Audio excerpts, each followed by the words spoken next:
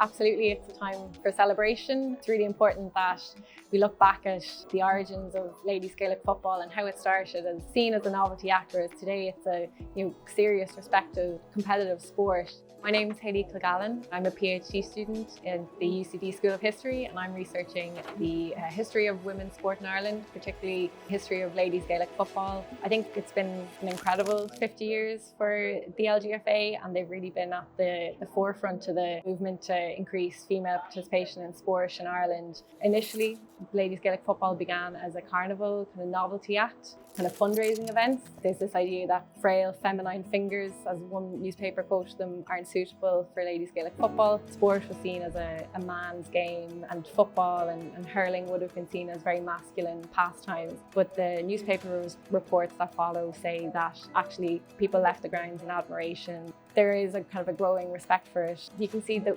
women and girls who are playing these games, who fought for access to pitches, changed out of the boots of cars, borrowed jerseys and football boots from their local men's team to give women an opportunity to play a sport that wasn't open to them before this. It means more to them than just being like a kind of a stunt activity, and that there is a future for this craze, as they called it at the time. So in 1968, there was a Midlands County League organised, workplaces entering teams, you've got schools entering teams. There's a Commission on the Status of Women report in the early 1970s, which completely reviews the position of women in Irish society at the time. In 1971, Waterford set up a county board, followed by Tipperary in early 1972, and they actually organised to play inter-county matches between each other.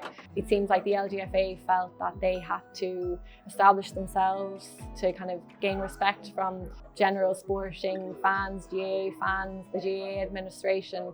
So the LGFA was founded in July 1974. The founding meeting took place in Hayes' Hotel in Thurles, County Tipperary, which is the same place that the GAA famously met in for the first time. And Tipperary were crowned the first official All-Ireland champions in October 1974. There might be girls as young as 13, 14, 15 playing on the county team alongside women who are married and who have children. The LGFA struggled in its early years to get media attention, but in 1977 it was described as a masterstroke of publicity when it emerged that a nun was going to be playing for Roscommon in the 1977 All-Ireland final, and the media took a huge interest then in this story.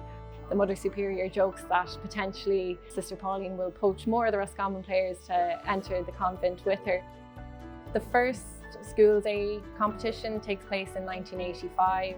And this is seen as a key area for the LGFA to build their membership in. The first Ladies All-Ireland final is held in Croke Park. That's in 1986. And then as you come into the 1990s, you can really see the kind of rapid growth for the LGFA, introducing new competitions. They bring in an under-16 All-Ireland championship. They bring in a Club All-Ireland championship. You can see it then reflected too in starting up of the higher education competition, the O'Connor Cup in 1987. Just before the All-Ireland final, the two teams were invited on to the Late Late Show. They're brought out in their full kit to talk to Gay Byrne about Ladies Gaelic football.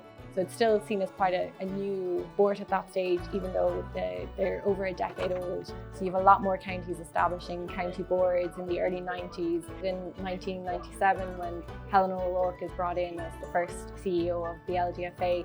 So it moves from a 100% voluntary body to having a paid member of staff.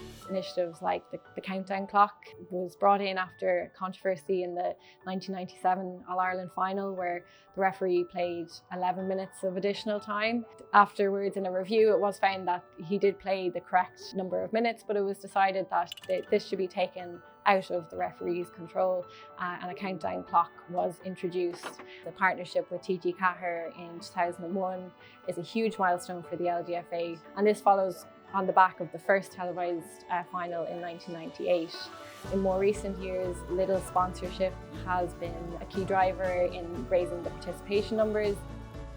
The standout milestone of the last few years has been that record attendance at the All-Ireland finals in 2019, where there was over 56,000 people in Croke Park on a really wet, damp, dark day. It was a huge show of support and show of interest in women's sport in Ireland. This didn't just happen on its own.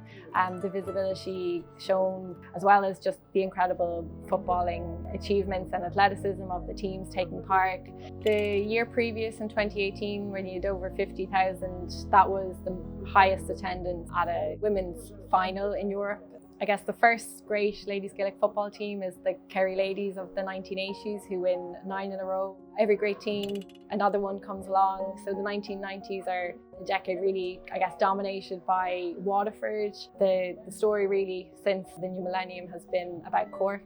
Cork dominate the 2000s, winning 11 All-Irelands. I think the LGFA, since their founding, have been key to adapt their game and be innovative.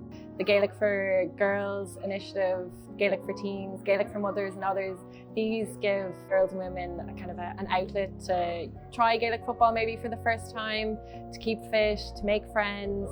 The first ever Ladies Gaelic football match to actually happen outside of Ireland was in London in 1975. A group of women from Offaly, through the Offaly Association, went to London to play an exhibition match there. London do set up a county board, and they affiliate with the LGFA for the first time in 1988. So then in the early 1990s, you've got the USA coming on board. So in cities such as Boston, New York, Philadelphia, and today it's played to the likes of Dubai, Singapore, Hong Kong, Bangkok. Consider that in the first year, it just catered to 8 counties and a very short championship. And today the membership is over 180,000. You've women playing Gaelic football, not just in every county in Ireland, but across the world. It's also time to acknowledge the challenges that the LGFA has had to come through, that women's sport have had to overcome to get to the level that it's at today, and that there still is some way to go for ladies Gaelic football and women's sport in general to be at the same level as men's sport. The LGFA opened up new opportunities for women in sport, not just in terms of playing, but in terms of giving women an opportunity to get involved in administration and coaching, which previously wouldn't have been that accessible to them. Incredibly, some of those people who were founding members of the LGFA are still involved today, and they're still as passionate about ladies Gaelic football. When the LGFA emerges, it's in a time where women are asking for more, they're asking for a reconsideration of their place in Irish society. It's definitely a chance to celebrate all those milestones, all the incredible achievements of those who have represented their counties and their clubs. This is a national as well as a local history.